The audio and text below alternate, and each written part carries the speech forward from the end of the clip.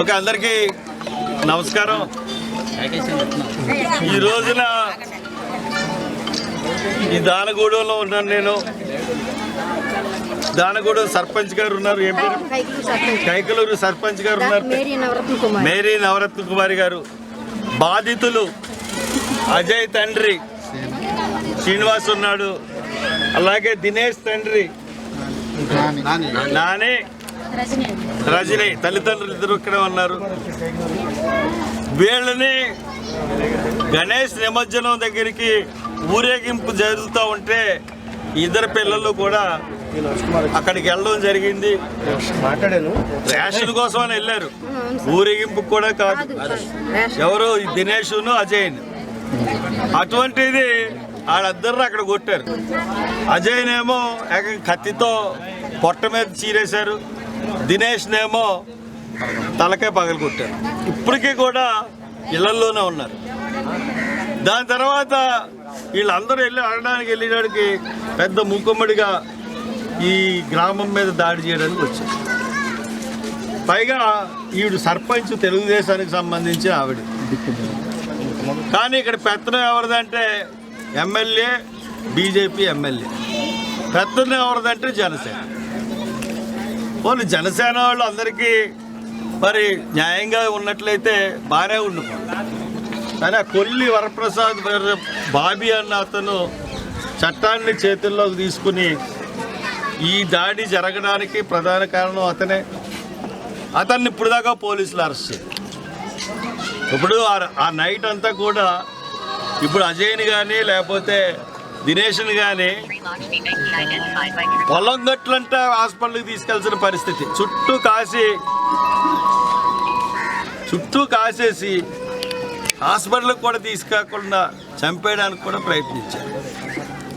దీని అంతటికీ ring leader ఎవరంటే ఈ కొల్లి బాబీ అన్నారు. ఇతన్ని ఇప్పుడు దాకా పోలీసులు అరెస్ట్ చేయకుండా అతన్ని ముద్దాయి 8వ నెంబర్ కింద పెట్టారు. ఫస్ట్ ముద్దాయి అతనే అని చెప్పి గ్రామం అంతా చెప్తూ ఉన్నారు. అతనే చేయిస్తాడు, అతని వల్లే జరిగిందని. కానీ ఇప్పుడు దాకా అరెస్ట్ చేయించలేదు. పైగా Telugu Desam sarpanch check power తీయించేశారు, SC అని. ఆవిడ సస్పెండ్ కూడా చేయించారు, ఎస్సీ అని.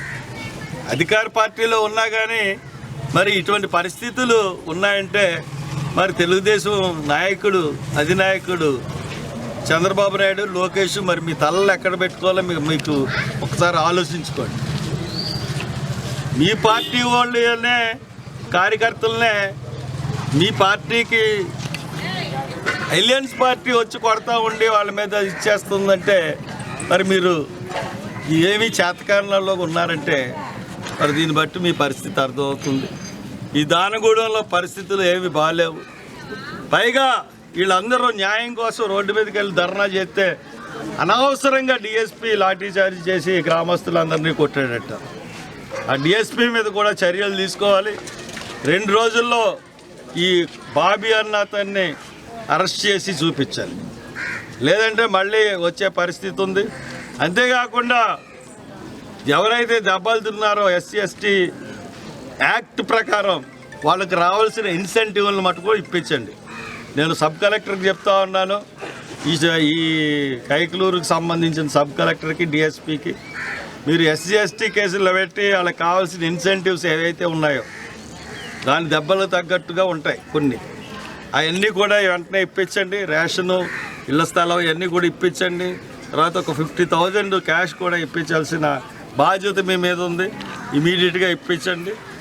మీరు ఇవన్నీ చేయకపోతే మటుకు మళ్ళీ వస్తాను. నేను ఈసారి వచ్చానంటే మటుకు నేను ఈసారి మంది మార్బలంతో వస్తాను.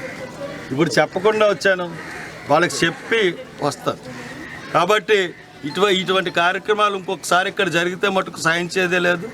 దళితుల మీద ఎవరైనా చెయ్యేసి ఇటువంటి పరిస్థితులు తీసుకొస్తే మటుకు ఊరుకునేదే లేదు.